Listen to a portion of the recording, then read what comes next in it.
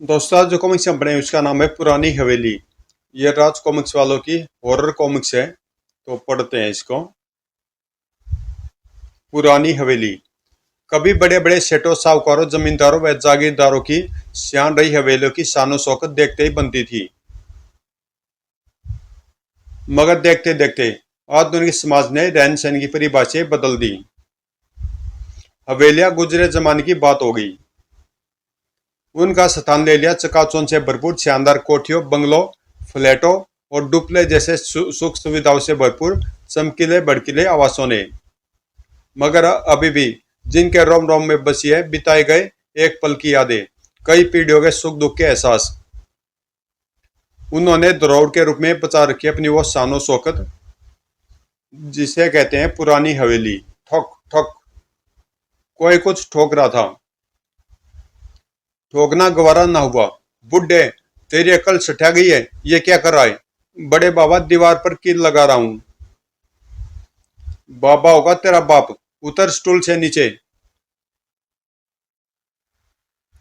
इस दीवार की, इसके प्लास्टर की, इस पर वह डेकोरेटिव इमल्सन की, इस पूरे हवेली की कीमत मालूम है तुझे?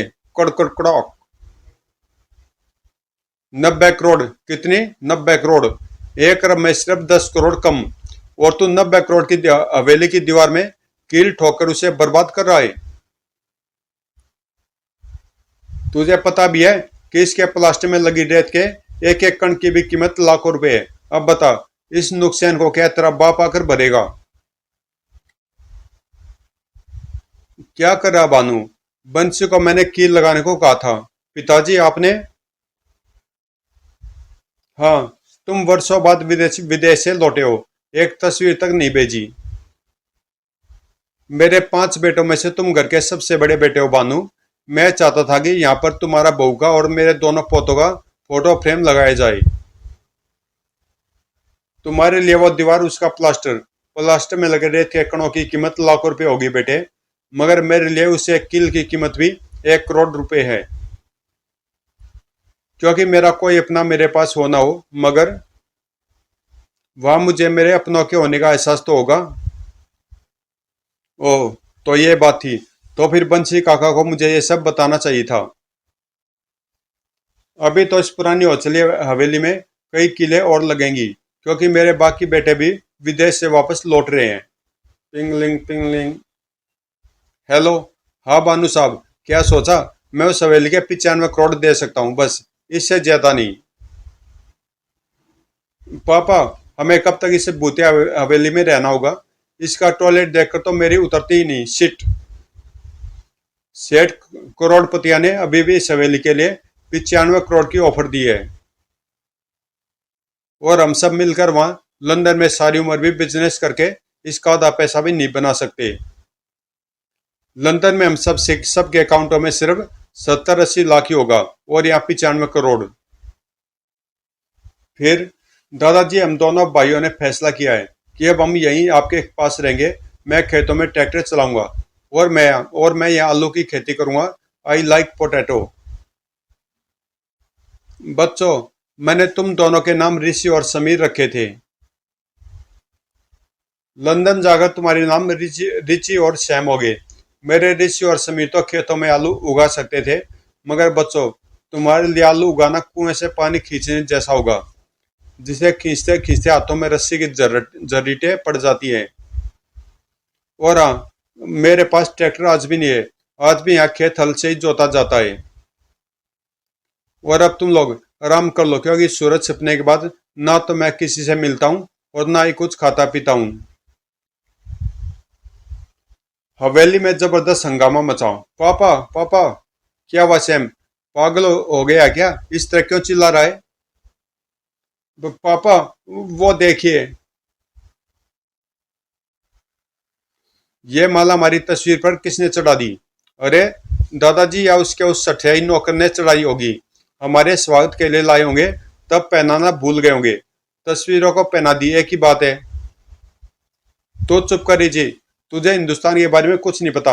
मर्द लोगों की फोटो पर माला चढ़ाते हैं। मर्द, यू मीन डेड? किसकी मत है ये? बंसी बंसी। पिताजी पिताजी। ठोक ठोक। दरवाजा खोलिए। बड़े बाबा वो देखिए, वहां सूर्यास्त। मालिक, सूर्यास्त के पश्चात किसी से कोई बात नहीं करते। सूर्यास्त के बच्चे, वो माला वहां फोटो पर किसने? कौन सी माला? सैम, रिची, नलनी, माला किसने उतारी? हमने तो नहीं उतारी। माला तो वहां फर्श पर पड़ी है बड़े बाबा। ओह, मुझे लगता है ऊपर लगे आपके दादाजी के फोटो फ्रेम से माला उतरकर नीचे आप वाले फ्रेम पर गिर गई होगी।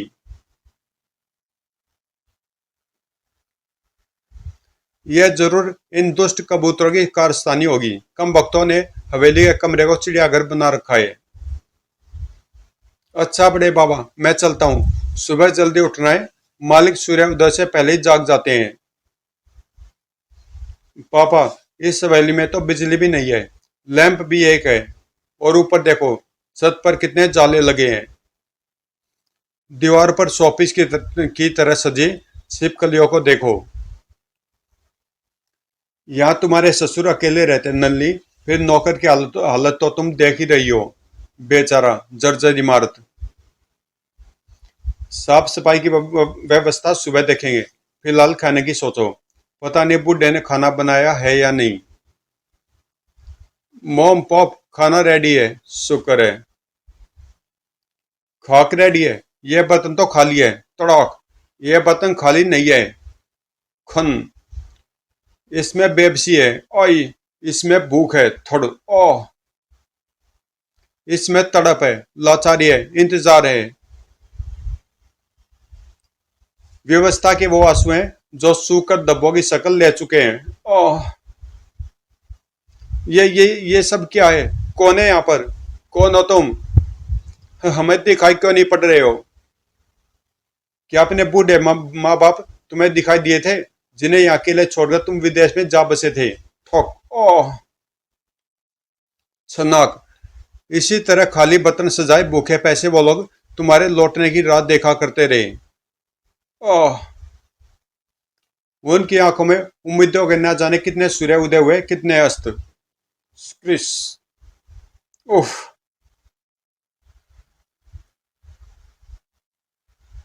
हर सूर्यास्त उनकी आंखों में एक मौत का सा वीराना खींच जाता था। उनके सिसकियों में जैसे रूहें रोया करती थी। क्रिस, ओह, माँ, मोम,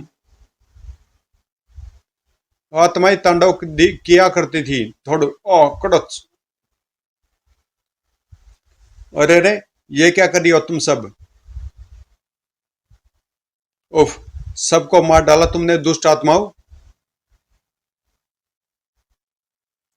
क्या इसलिए छोड़ा था तुम्हें यहाँ पर जागीरदार साहब की पहरेदारी के लिए? चलो निकलो यहाँ से, निकलो, भागो। जागीरदार साहब ये दर्शन नहीं देख पाएंगे। क्रिस, बोर होने से पहले मुझे इन सबों को ठिकाना लगाना होगा। इस काम में मदद करेगी इन जालों में रह रही मकड़ियां। उतरो, उतरो नीचे। चिटर चिटर, चट कर जाओ सबों के निवाले। Cheater cheater. ओ, अस्थिया अभी भी छूट गई। रूह ने मारा, शैतान रूहे। जागीरदार साहब से माफी मांग लूंगा, परिवार उन्हीं का था। दुख से छाती फट पड़ी थी जागीरदार साहब की। मेरे बड़े बेटे बहू और पत्ते को मार डाला उन रूहों ने, जिन्हें तुमने मेरी सुरक्षा में तैनात किया था, तांत्रिक नेवले। अरे, उनको सजा देने का हक मुझे था। जब मैंने उनको माफ कर दिया था, तो फिर तुम्हारी रूह ने क्यों ऐसा किया? दफा हो जाओ, निकल जाओ यहाँ से, मुझे मेरे हाल पर छोड़ दो। मालिक, आपको अपने आप को संभालना होगा। गिरी बाबा अपने परिवार के साथ आ रहे हैं, उन्हें बड़े बाबा के साथ हुए हादसे का पता नहीं लगना चाहिए। रेल ने पानीपुर के स्टेशन पर सिर्फ 4 पैसेंजर को ही उतारा था। अरे, यह स्टेशन तो शमशान घाट से भी गया गुजरा है, वहां तो फिर भी मुर्दे दिखाई पड़ जाते हैं। पापा, आपको कनाडा से इंडिया ही आना था, तो क्या यही जगह मिली थी, पानीपुर? पता नहीं आप पीने का पानी भी मिलेगा या नहीं।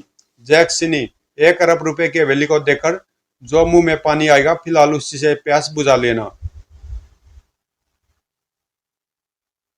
क्या तुम भी रिमी बच्चों का एक अरब का पहाड़ा पढ़ा रही हो? बच्चों के मुंह से पिताजी के आगे कहीं गलती से भी यह पहाड़ा निकल गया तो हमारे इरादे साफ हो जाएंगे। जैक सिनी दादाजी से बड़े प्यार से मिला। उनकी हवेली की चीजों की तारीफ करना, उनके पावों को जन्नत बताना। अरे भाई तांगे वाले, हमें जागीरदार साहब की हवेली में जाना है। ओह, वो पुरानी हवेली। तुम्हारा पानीपुर तो काफी बदल गया है।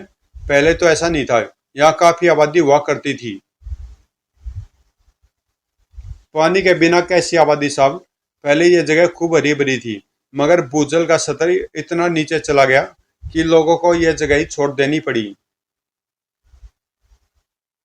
यह कच्ची सड़क सिर्फ जागीरदार साहब के कारण आबाद है। वो अपनी हवेली छोड़कर नहीं गए।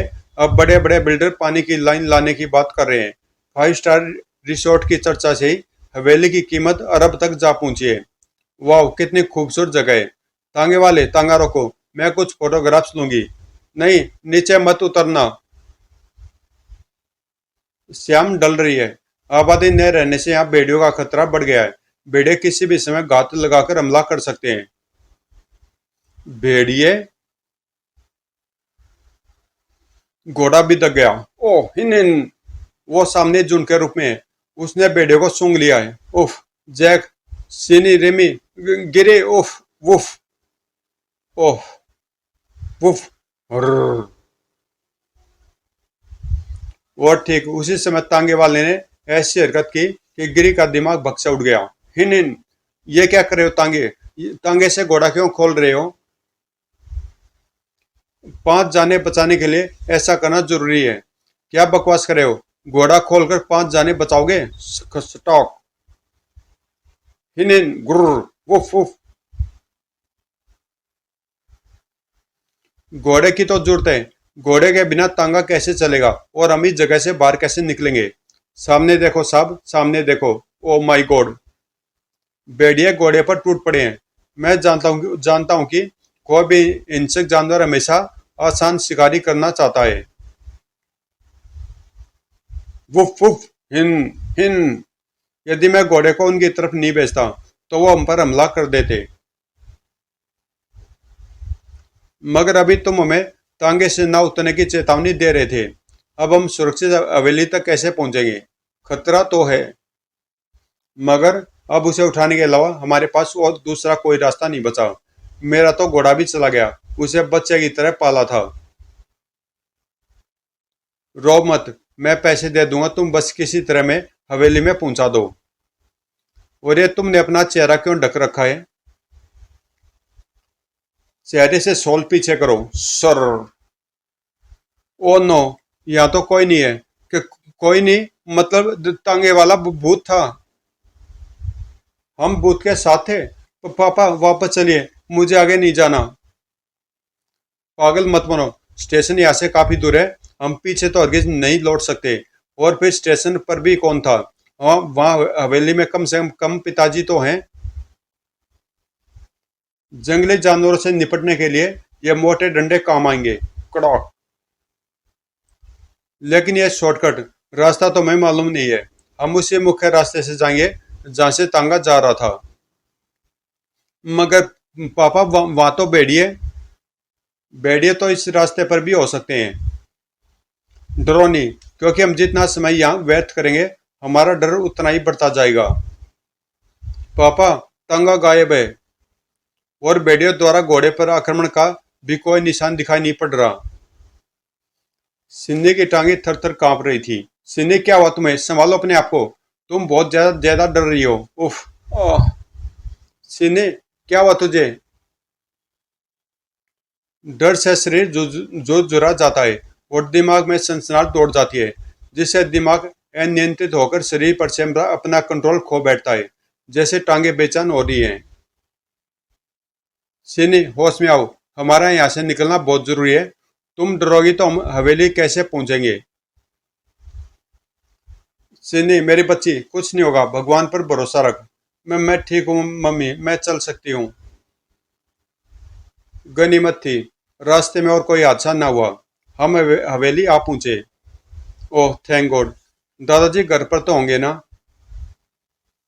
मैंने उनको टेलीग्राम कर दिया था और मेरे टेलीग्राम के जवाब में तुम्हारे दादाजी का टेलीग्राम भी मुझे मिल गया था। तुम्हारे दादाजी घर पर ही मिलेंगे। मगर ये हवेली में इतना अंधेरा क्यों है? शायद हवेली की बिजली कट चुकी है। तुम्हारे दादाजी के पास खेती बाड़ी के अलावा इनकम का कोई खास साधन नहीं था। लगता बरसों से यहाँ किसी ने झाड़ू तक नहीं लगाई। सूखे पत्तों का ढेर लगा है। पाँवों के नीचे सूखे पत्तों के चटकने की आवाजें हॉरर क्रिएट कर रही हैं। प्लीज जैक, सूखे पत्तों से बचकर चलो। कोई है? दादाजी इतने डरावने वातावरण में क्यों रहते हैं? उन्हें यही समझाने तो हम यहाँ आए हैं। कोशिश यही होगी कि जल्दी से जल्दी हवेली को बेचकर यहाँ से वापस लौट जाएं। हवेली का द्वार बंसी ने खोला। गिरी बाबा, आप? शुक्र है, मैं कितनी चिंता में था। स्टेशन से हवेली का रात का सफर ठीक नहीं। क्या गाड़ी लेट हो गई थी? आओ आओ, अंदर आओ। पिताजी कहाँ बंसी? मालिक तो सूर्यास्त के बाद किसी से नहीं मिलते। उनसे तो प्रातः ही भेंट होंगी। वो सामने आपका कमरा है, आप विश्राम कर लें। मैं भी जाता हूँ। आपके इंतजार में जाग रहा था, वरना कब का सो गया होता। सुबह जल्दी उठना पड़ता है ना। सुनो सुनो बंसी, ये पिताजी की तस्वीर है। मगर पिताजी व्हीलचेयर पर ये कब हुआ? 10 साल पहले। तुम्हारी माँ के चल बचने के दुख व शोक में पागल हो गए थे। एक दिन नींद में कमरे से निकल गए और सीढ़ियों से नीचे गिर गए। रीढ़ पर ऐसी चोट लगी कि टांगों पर फालिज गिर गया। कमाल है, पिताजी ने कभी बताया नहीं। 10 साल से अपाहिजों की जिंदगी जीते जीते रहे हैं। यह तो अच्छा बहाना मिल गया उनको अपने साथ ले जाने का। पापा, मेरे लिए तो इस कब्रिस्तान में एक एक पल बिताना भारी पड़ रहा है। उफ, रात कैसे बिता पाऊंगी। हाँ, उस बंसी को नहीं देखा? ऐसा लग रहा था जैसे मुर्दा कब्र से बाहर आकर इवनिंग वॉक कर रहा हो। बेटा, पुरखों की जमीन जायदाद को कब्र बनाकर नहीं छोड़ा जा सकता। मैं कल किसी रियल इस्टेट एजेंट से बात करके इस पुरानी हवेली का सौदा करता हूँ। तुम्हारे भाइयों को इसकी भनक लगेगी तो क्या वो हिस्सा लेने नहीं आ धमकेंगे? तो क्या अब तक सोए हुए थे? सबसे पहले पिताजी का हालचाल मालूम करने में आया हूँ। पिताजी इस हवेली को मेरे नाम करेंगे। ओफ मम्मी, अब आप प्रॉपर्टी पर बाकी चर्चा सुबह कर लीजिएगा। फिलहाल किचन में जाकर देखिए कि चाय कॉफी का इंतजाम है भी है या नहीं। वो नौकर तो बड़ा बदतमीज निकला, चाय कॉफी भी नहीं पूछी। मैं देखती हूँ। मैं टॉयलेट होकर आती हूँ। जैक, मुझे तो लगता ही है वही रंग और रंग की वही परत है जब मैंने इसे हवेली को छोड़ा था। क्या पापा आप भी? क्या 15 सालों में दादाजी ने दीवारों को एक बार भी नहीं रंगा होगा? पता नहीं, लेकिन मुझे ऐसा ही लगता है। किचन से उभरी रिमी की चीख को दोनों अच्छी तरह से पहचानते थे। ओह, मम्मी की चीख। क्या हुआ उसे? रिमी, क्या हुआ? वहां फ्रिज में, वहां जेठ जी और उसके परिवार के लोगों के कटे सिर। गिरे फ्रिज की तरफ लपका। क्या बकती हो? कमाल है, बत्ती के बिना भी हवेली में फ्रिज है। Cool down mummy, cool down, relax. तुम पागल तो हो गई हो। तुम पागल हो गई हो। यहाँ तो कुछ भी नहीं है। यह नहीं हो सकता। मैं भला झूठ क्यों बोलने लगी? तो फिर कहाँ गए सिर भानु और उसके परिवार के? उफ, रास्ते की घटनाएं तुम पर अभी तक हावी हैं। अब वो चीख सिन्नी की थी। पापा, जैक, मम्मी। सिन्नी, क्या हुआ तुम्हें? वो टॉयलेट में है। शायद वहां उसने भी मेरी तरह कुछ देखा हो। सिन्नी टॉयलेट से बदवास निकली। पापा, पापा, उफ। क्या देखा सिन्नी, क्या देखा? क्या हुआ तुझे? क्यों चिल्ला रही है? भेड़िया मम्मी। वहां टॉयलेट की खिड़की के पास भेड़िया था। वो अगले पंजों के बल खिड़की के कांच पर खड़ा था। ओह मम्मी, रेबिज के मारे पागल कुत्ते की तरह उसकी लात टपक रही थी। मैं उसके खौफनाक जबड़ों को नहीं भूल सकती। उसका पूरा जबड़ा खून से लिसड़ा था। शायद ये उन्हीं में से एक भेड़िया था जो तांगे वाले का घोड़ा खा गए थे। ऐसा कुछ महसूस तो नहीं हो रहा पापा? मैं समझ गया। इन दोनों माँ बेटों के दिलो दिमाग पर रास्ते की घटनाओं और वहां के ओरिबल वातावरण का असर पड़ा है। जैसी सोच वैसा दर्शन। इसका मतलब ये हुआ कि मैं तुम्हारे भाई और उसके परिवार की मौत की बात सोच रही थी। इसलिए मुझे फ्रिज में उनके कटे सिर दिखाई दिए। कोई बड़ी बात भी नहीं। जमीन जायदाद का लालच बहुत बुरी चीज है। आपस में उलझना छोड़िए मम्मी पापा। फ्रिज में काफी फ्रूट्स हैं। मेरे विचार में आज रात इन्हीं से काम चलाते हैं। कुछ खाना हमारे पास भी है। मेरी आंखें धोखा नहीं खा रही थी। सिर वहां पर ही थे।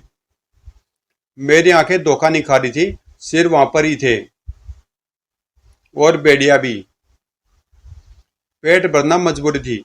कमाल है। इतना फ्रूट खाने के बाद भी पेट खाली लग रहा है। जबकि तरबूज से तो तुरंत पेट भरता है। तो तुम हमारे साथ लाए हुए पराठे क्यों नहीं खा लेते? कोई मेरे पाँव को चाट रहा है। पाँव चाट रहा है? तू भी ना सुनी। तुझे कभी भेड़िया दिखता है, कभी कोई तेरे पाँव चाटता है। तू मत देख, रुक। मैं देखता हूँ नीचे है। टेबल के नीचे कौन? Oh my god. गुर्र खचौक। ओह। Jack Jack. दहशत से सबके मुंह खुले के खुले रह गए थे। आतंक के मारे गिरी ने बाज की तरह झपटकर टेबल को पलट दिया। यहीं वह भेड़िया है। मैं कह रही थी मैंने देखा था। गुर्र। उफ। उसने जैक को मार दिया गिरी, उसने। सुबह आ गया मेरा दूसरा बेटा भी। मुझे पता था मेरा पत्र मिलते ही सब आएंगे। ये आपकी नींबू वाली चाय। मैं पहले अपने बच्चे बहू और पोते पोती से मिलूंगा बंसी। मुझे वहां ले चल। अभी तो सुबह के 5 ही बजे हैं। वो लोग शहरों के रहने वाले हैं जहाँ लोग देर तक सोते हैं। फिर वो लोग तो थके मांदे आए होंगे। आपको कुछ घंटे और सब्र करना होगा। उफ बंसी। अब इंतजार नहीं होता। इतने वर्षों में कैसा दिखता होगा मेरा गिरी। जब वो छोटा था तो बड़ा शरारती था। मैं सबसे ज्यादा प्यार करता था उसे। पर बात तो तेरी भी ठीक है। वो लोग थके होंगे, सोने दे सोने दे। जा इतने बरस सब्र किया। थोड़ा और कर लूंगा। नील और करण ने भी आज पहुंचने को लिखा था। पहुंचते ही होंगे वो लोग भी अपनी अपनी पत्नियों के साथ। कितना अच्छा होगा। सारा परिवार फिर से एक होगा। पानीपुरी के मौत भरे रास्तों को पीछे छोड़ती वो कार हवेली तक आ पहुंची थी। तृप्ति। मुझे तो अभी भी यकीन नहीं हो रहा है कि खंडर से दिखती हमारी हवेली हमें अरबपति बनाने वाली है। सचमुच यह जगह बहुत सुंदर है। मगर रिसोर्ट और 7 स्टार होटल बनाने वाली कंपनी बिल्डवेल बिल्डर्स ने लोकेशन को देखते हुए इसकी काफी कम कीमत लगाई है। लेकिन अब मैं आ गया हूँ, सब ठीक कर दूंगा। कीमत कम मिलेगी तो आखिर नुकसान तो हमारा ही होगा। इसलिए तो जल्दी पहुंचने के लिए एयरपोर्ट से सीधे कार हायर करके यहाँ आया हूँ। आओ अंदर चलें। मगर हवेली बेचने के बाद एक प्रॉब्लम खड़ी होगी। कैसी प्रॉब्लम? तुम्हारे पिताजी को रखने की। ओह, वो प्रॉब्लम। पिताजी की उम्र ही कितनी बची होगी? पहले अंदर तो चलो। उनकी हालत देखकर पता लग जाएगा कि उनके पास दिन बचे हैं या घंटे। हा हा हा। फिर दरवाजा खटखटाने पर हवेली का दरवाजा खुला और पिताजी, आप कितने कमजोर हो गए हैं। नील बेटे, कमजोर मैं नहीं हुआ, तुम्हारी आंखें हो गई है जो अपने बाप को भी नहीं पहचान पाई। क्या? पिताजी आप वहां? कसो तेरा नहीं बेटे। 22 साल का था। 22 साल का था तू जब हवेली छोड़कर गया था। आज 18 सालों में बहुत कुछ बदल गया है। अब तो मेरी आंखें भी सिर्फ इस हवेली की दीवारों को ही पहचानती है, जो कम से कम मेरे आसपास तो हैं। पिताजी, अब दीवारें नहीं होंगी, अब रिश्ते होंगे। नील बेटा, 10 साल पहले तुम्हारी माँ के देहांत के बाद मुझे जिंदा रहने के लिए भी कभी भी रिश्तों की जरूरत नहीं पड़ी।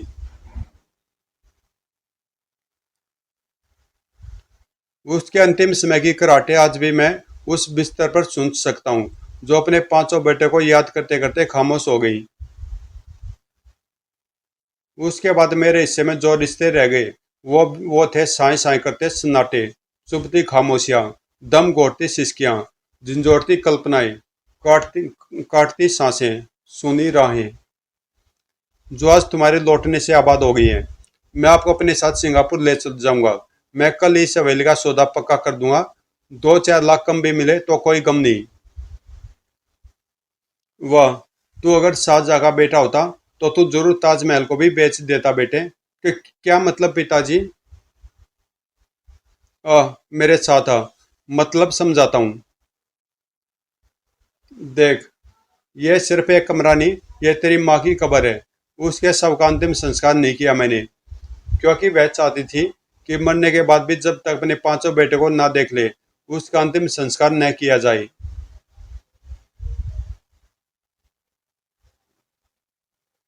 उसे क्या पता था कि उसकी मौत की खबर के बाद भी उसके पांचों बेटे यहाँ नहीं पहुंच पाएंगे। कोशिश की थी पिताजी, मगर वीजा प्रॉब्लम के चलते, और वो प्रॉब्लम 10 साल तक बनी रही। इंसान चाहे किसी भी देश या मजहब का हो बेटा, मगर दुनिया में माँ बाप सभी एक जैसे होते हैं। कोई भी सरकार किसी ऐसे आदमी की नहीं बनी होती जिसे माँ बाप ने पैदा न किया हो। किसी भी देश का कोई भी नियम इतना निष्ठुर नहीं हो सकता कि किसी के माँ बाप की मौत की खबर सुनकर भी वीजा न दे। तुम्हारे पिताजी तो बिल्कुल पागल हैं। तुम्हारी माँ के शव को अभी तक रखा है। उफ, मेरी तो रूह कांप रही है इसको देखकर। अजी गोली मारो वेली को, इसी समय निकल चलो यहाँ से। पागल मत बनो, 1 अरब कम नहीं होते। 1 अरब नहीं, नील 50 करोड़, क्योंकि इस हवेली का आधा हिस्सा मेरा होगा। करण तू, तेरी गाड़ी मैंने रास्ते में ही देख ली थी। मैंने तुझे ओवरटेक करने की कोशिश भी की थी, पर तू बहुत जल्दी में था। और कैसा तू? तब तड़पती भाभी, तुम कैसी हो? लो, मुंह मीठा करो। बस कल कल परसों तक हम 50-50 करोड़ के मालिक बन जाएंगे। मैं पिताजी से मिलकर आता हूँ। आओ नैना, मैं तो 1 अरब का सपना लिए दुबई से यहाँ आई थी। 50 करोड़ के घाटे में मेरी नई कार की खरीद तो नहीं घट गई पापा? कुछ करो नील, 50 करोड़ एकदम से हाथ से निकल रहा है। अब तो एक काम हो सकता है, ऐसा एक मिठाई का डिब्बा मैं भी करण को दूं। मुझे भी उसका मुंह मीठा करवाना चाहिए, वरना 50 करोड़ भी हाथ से जा सकते हैं। चलो आओ मेरे साथ। मुझे तो डर है कि कहीं तुम्हारे बाकी भाई भी हिस्सेदारी लेकर आ गए तो ये 50 करोड़ भी कहीं 20 करोड़ ही ना रह जाएं। करण नैना के साथ था। पिताजी, मैं आपका पत्र मिलते ही चला आया। पत्र में हवेली की कीमत पढ़ते ही मैं तो घबरा ही गया था। आजकल जमाना खराब है, लोग जायदाद के लिए जान के दुश्मन बन जाते हैं। ये आपका पोता है सुकम। मेरा पोता? तेरी दादी को बड़ा चाव था अपने पोतों को गोद में खिलाने का। हाय दादाजी। दादाजी जरा इधर देखें, मैं कमरे में आपकी फिल्म उतारूंगा। आपने कभी अपने आप को पिक्चर में नहीं देखा होगा। मैं दिखाऊंगा। वाह ब्यूटीफुल। आपका फेस तो एकदम फोटोजेनिक है दादाजी। चलिए पापा, मैं इस हवेली के साथ आपको आपको भी शूट करना चाहता हूँ। अरे अरे, ये काम बाद में कर लेंगे। ये काम अभी होगा, बिल्कुल अभी। अरे पागल हो गया क्या ये लड़का? ये क्या जबरदस्ती है? जबरदस्ती तो आप गले पड़ रहे हैं मौत के। मौत के? क्या बक रहा है? सुकम की आवाज बुरी तरह कांप गई। वो दादाजी नहीं है पापा, वो दादाजी का भूत है। उनका नौकर भी भूत है। क्या बकवास कर रहा है? पागल हो गया क्या? अगर वहां व्हील चेयर पर दादाजी थे तो फिर यहाँ फिल्म में व्हील चेयर खाली क्यों आई है? पापा, भूतों का कोई अस्तित्व तो नहीं होता। वो हवा में होते हैं। दुनिया की कोई भी फिल्म उनका फोटो नहीं उतार सकती, क्योंकि जो चीज वास्तविक जीवन में है ही नहीं, उसका प्रक्षेपण फिल्म पर कैसे होगा? बेटा क्या हुआ? वो देखे दादाजी और उसके नौकर का भूत आ रहे हैं पापा। भागिए पापा भागिए। करण ने झपटकर एंडी स्कूम के हाथ से ले लिया। फिर सचमुच व्यू फाइंडर में पिताजी व्हीलचेयर पर दिखाई नहीं पड़ रहे। ओ गॉड। बेटा कहाँ जा रहा है? पहले भी चला गया था, अब भी जा रहा है। हा हा हा। जाने न दूंगा, अब ना जाने दूंगा। भागो। हा हा हा। नहीं बच पाओगे। अपने माँ बाप को जो अकेलापन दिया है, सिसकती रगड़ती हुई जो जिंदगी दी है, जो सांप वो सांप बनकर तुम्हारा पीछा करेगी। आज वेल की कीमत करोड़ों में हो गई, तो लालच लालच से सब खींचे चले आए। हा हा हा। माँ आखिरी बार देखने देखने को तरसती तड़पती चल बसी, तब भी नहीं आए। अब पाइज बाप अकेलेपन की दीवार से सिर टकरा टकरा कर मर गया, तब भी नहीं आए। अब प्रॉपर्टी के लालच में खींचे चले आए। तुम्हें यहाँ बुलाकर सजा देने के लिए ही पत्थर लिखे थे मैंने। हा हा हा। कार एकदम से सामने आकर रुकी थी। कार में नील व तृप्ति थे। करण क्या हुआ? इस प्रकार कहाँ भागे जा रहे हो? चेहरे पर हवाइयाँ क्यों उड़ रही हैं? हफ। वो नील। करण का इशारा पाकर नैना व सुकम चुप रह गए। करण ने अपनी आवाज और हालत को संभाला। नील, किसी ने तुम्हारे एक्सीडेंट की खबर दी थी। हम तो घबरा ही गए थे। तुम ठीक तो हो ना? अरे झूठी खबर दी थी, मैं तो ठीक हूँ। शुक्र है भगवान का। तुम अपनी कार थोड़ी देर देर के लिए दोगे? मुझे मार्केट से कुछ शॉपिंग करनी है। हाँ हाँ, क्यों नहीं, ले जाओ। हवेली यहाँ से ज्यादा दूर नहीं है। और हाँ, मिठाई का ये डिब्बा मैं तुम्हारे लिए लाया था, इसे तो ले लो। Thank you Neel, thank you. फिर करण के जाने के बाद हा हा हा। अब हमें मीठा करना अब हमें मुंह मीठा करना चाहिए तरती, क्योंकि जो मिठाई मिठाई हमने करण को दी है, उसमें हमने जहर मिला दिया है। हा हा हा। अब उस हवेली को बेचकर उसके दो हिस्से नहीं करने पड़ेंगे। हा हा हा। ओह, मुझे कुछ हो रहा है। उफ। तुम्हारे मुंह से भी खून निकल रहा है। धोखा। भाई कमीना निकला, मिठाई में जहर है। दौलत बुरी चीज नहीं है, मगर उसमें लालच व कमीनेपन की मिलावट हो तो बहुत बुरी बन जाती है। नील, जहरीली मिठाई खाने से बच भी गया तो पिताजी अब भूत से नहीं बचेगा। किसी और जाया तांत्रिक से हवेली के भूतों को तो बाद में भी भगा दूंगा। हा हा हा। इसी बात पर मुंह मीठा करो, भूख भी लगी है। हाँ हाँ लाओ। वाह। पतीसे की मिठाई। मिठाई की हकीकत कुछ क्षणों में ही उनके सामने आ गई थी। नील कमीना, निकला उसने भी मिठाई में जहर। आह। कार के परखचे बुरी तरह उड़े थे। धड़ोम। इधर पुरानी हवेली में। मालिक, आपका छोटा बेटा रतन आया है। मेरा छोटा बेटा रतन, मेरे जिगर का टुकड़ा, जिसे 2 लाख रुपए दिए थे व्यापार के लिए। पिताजी, मुझे माफ कर दीजिए। मैं उड़ीसा चला गया था, वहां पर भूख का तांडव देखा। बिल बिलाते भूखे नंगे लोग देखे, रह नहीं पाया। मैं 2 लाख रुपए मैंने उन उन लोगों की रोटी के लिए खर्च कर दिए। शर्मिंदा था कि आपको लौटकर क्या मुंह दिखाऊंगा, इसलिए नहीं लौटा। बस आपको पत्र लिखता लिखता रहा। जब आपका पत्र मिला तो रानी गया। माँ कहाँ है पिताजी? मैं आप लोगों का दोषी हूँ, बेटा होने का फर्ज नहीं निभा सका। मैं आपसे सिर्फ इतना कहने आया हूँ पिताजी, कि आप इस हवेली को यदि बेचना ही चाहते हैं तो सारा पैसा जरूरतमंद लोगों में बांट दीजिएगा। हमारे देश में अभी भी ऐसे लोगों की कमी नहीं, जिन्हें एक वक्त की रोटी भी नसीब नहीं होती। पिताजी, अरे कहाँ गए पिताजी, कहाँ गए?